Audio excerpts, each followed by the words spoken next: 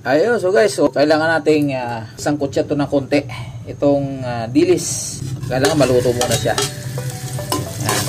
Tama-tama lang. Medyo mag-crispy siya ng konti. Yan. Wala yung puti mas maganda yung puti Nahanap ko yung puti. Walang puti dito sa naig. Puti lang to guys kasi ako lang mag-isa. Alam niyo na. Tapos itutorta pa. Isa kasi napapanis. Pag nagtorta kasi ako may konting kamatis. Yung iba wala. Sibuyas lang. Kabawang. Ako lagyan ko ng kamatis. Tama na yan. Patayin ko na. Yan. Kasi papait yan. Yan. I-set aside natin to. Papait. Kita nyo guys, kunti lang yan. 3 balot lang to na maliliit. O kunti lang ha. Tinanggalan ko pa ng ulo. Kaya halos wala na.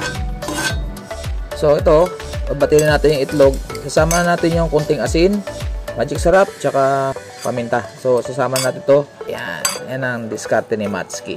Yan. Simple lang to guys kasi umulan ngayon. Actually gabi na guys. Wala akong maisip na sarado yung mga kantin. Itlog na lang.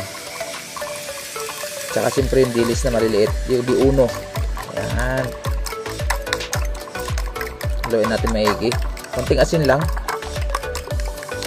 Dilis kasi hindi tinikman ko rin na isang piraso kanina, medyo matabang siya.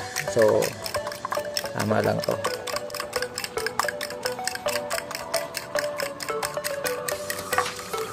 Ang technique ng itlog, kung gusto niyo maalsa, batihin niyo ng maigi.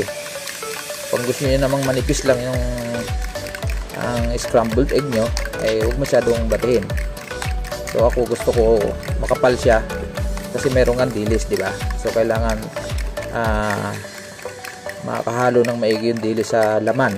So kung manipis, pangit. So gagawin ko kasi torta.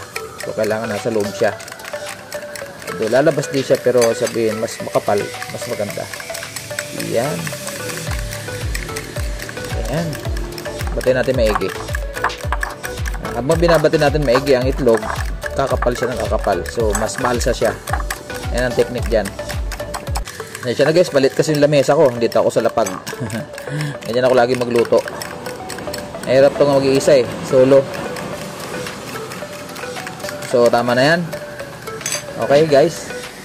So gigisa naman natin ngayon ang bawang. Mabilis ang luto. Ayan. Saglit lang, golden brown. Ayan. Pwede natin isama ang sibuyas. Siyempre kamatis. Yan. Pag napipiga na yung kamatis, pwede na yan. Ayan, yun na.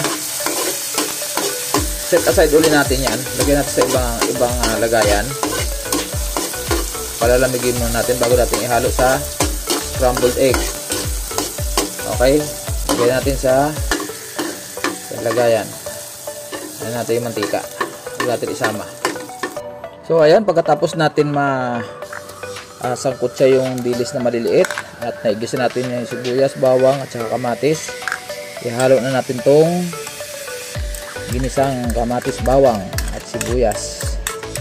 At siyempre kasama na rin ang dilis. Ayan to. Saka babatihin uli. Ay sayang, malinis to. Yan, ganyan guys. Ayan. Dapat natin maigi. Siguro isang lagayan na lang sa kawali ko mamaya. Ayan. Okay. So punta na tayo sa aking kitchen. Kitchen talaga. Wala, kusina lang na maliit. Yan, pinainit muna natin yung ating mantika sa kawali.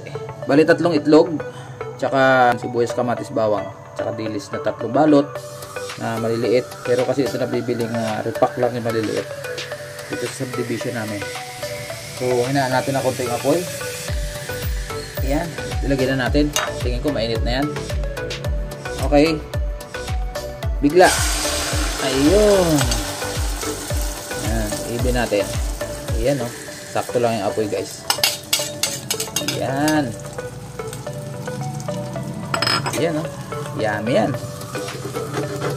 Para bilis maano yung yan guys, oh. May pamintang durog. Yan. Yan, oh. Yan, oh. Kayasin natin dito para maluto yung ibabaw. Yan.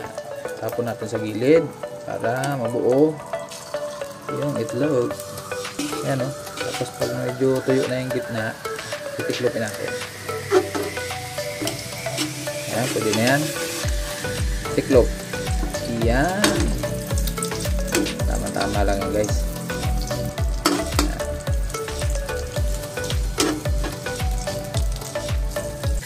Ayan, pwede na to, guys. Lasado lang total. Ginisa ko na yung ano eh. Sinangkotsa ko na yung dilis. So, okay na yan. Patayin na natin to. At lagyan na natin sa... Wala akong tissue eh. Dapat may tissue para sipsipin ng tissue yung mantika. Kasi yung mantikang ginamit ko dito is ordinary lang. Maganda lang naman ako gumamit yan. Okay. Natin. Tuloy natin ng konti. Ayun. Ayun. Ay, look at that. Ayun, oh. Ayan, guys. Kain tayo, guys. Magkakamay ako uli. Tara. Siyempre, gumawa ko ng sausawan. Another sibuyas, tsaka bawang. May suka. Tsaka siyempre, sili. At tsaka konting rice. Konti lang yan, guys. Konti lang yan. Para marami lang tingnan. So, ayan, guys. Kain na tayo. Okay. Kakamin ko na to. Ayan. Sausaw. Siyempre, maanghang yan. Ayan, oh. Parang lechon. Yan. Okay. Nice yung camera para kita nyo kung paano ako sumubo. Tugas, ang sarap nung ano. Ang sarap ng dilis. Ayan, oh. Medyo crispy siya.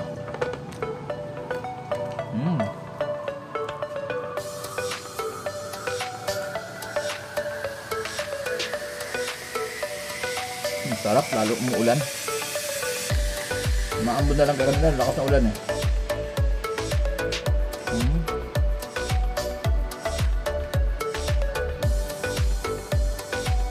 Siguro ginagawa nyo rin to. Sortan dilis. Kaya lang, tinanggalan ko ng ulo.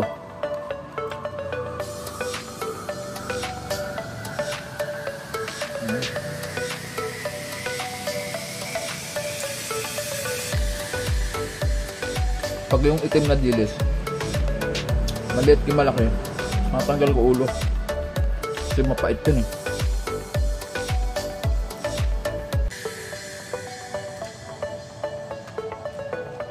Deso, headless yam.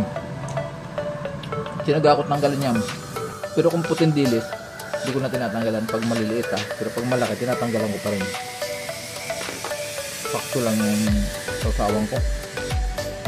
Guys, pasensya na, kinamay ko na to ha. Sakto lang yung liit ng dilis, hindi uno. Bakong di uno.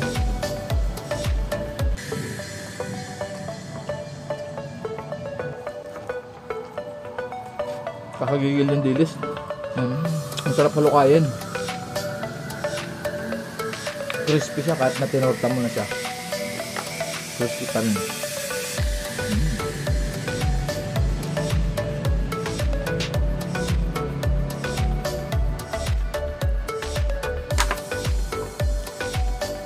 Isang kurot na lang. Merit pa eh. Sakto lang sa isang subo. Ayun. Talo lechon ito. So guys, maraming salamat sa inyo ha. Sa pagtataga nyo sa mga upload ko. Halo-halo kasi upload ko kung ano maisipan ko. So, ulam. Nakakaiba. Kaya sinare ko sa inyo. Ayun. Maraming salamat. Magandang gabi po sa ating lahat. Ingat po tayo pag lalabas tayo dahil maulan.